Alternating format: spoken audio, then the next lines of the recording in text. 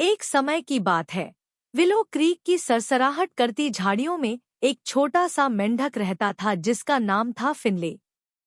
फिनले सबसे बड़ा मेंढक नहीं था, न ही सबसे ताकतवर, लेकिन उसके पास कुछ ऐसा था जो कहीं ज्यादा मूल्यवान था। एक दिमाग जो नई धार वाली कमल के पत्ते जितना तेज था। एक तेज गर्मी में जमीन पर एक बड़ा सूखा पड़ गया। विलो क्रीक सिकुड़ने लगी। उसका पानी एक डरे हुए टैडपोल से भी तेजी से कम हो रहा था। क्रीक के निवासियों में घबराहट फैल गई। मछलियां हांफने लगी, कछुए इकट्ठा हो गए और दूसरे मेंढक अपने सिकुड़ते हुए तैराकी के मैदानों के बारे में चिंता से टर्राने लगे।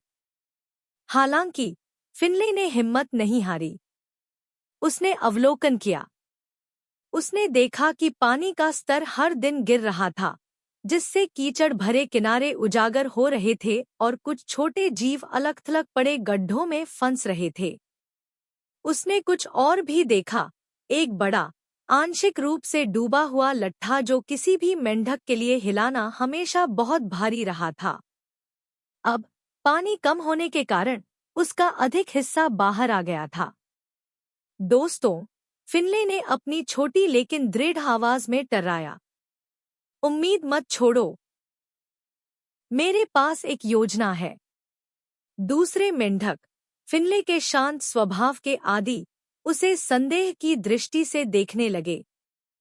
तुम जैसा छोटा मेंढक भला क्या योजना बना सकता है? फिनले, बार्थोलोम्यू नाम के एक बड़े, घमंडी मेंढक ने पूछा। हमें खुदाई करनी होगी।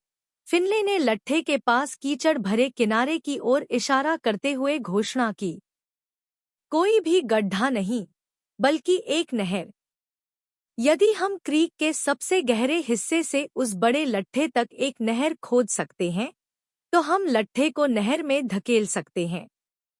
लट्ठा भारी होने के कारण पानी को विस्थापित करेगा और वह विस्थापित पानी हमारे सिकुड़ते हुए तालाबों को भर देगा। दूसरे मेंढकों ने मजाक उड़ाया। खुदाई? हम मेंढक हैं, तिल नहीं, आवाजों के एक कोरस ने चिल्लाया। और उस लट्ठे को हिलाना?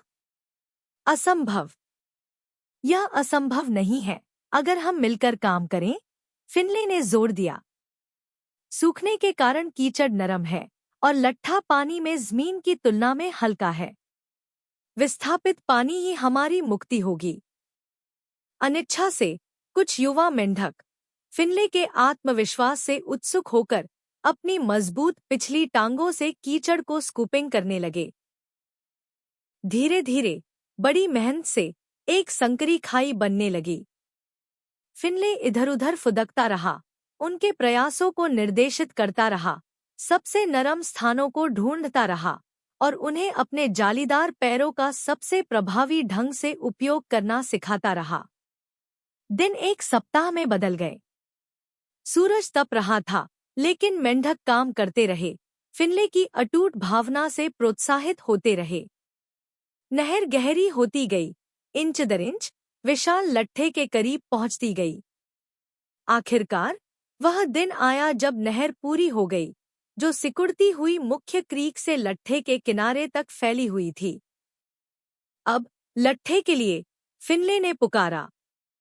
उसने सभी मेंढकों को इकट्ठा किया, यहाँ तक कि बार्थोलोम्यू को भी, जो प्रगति देखकर आस्तिक बन गया था।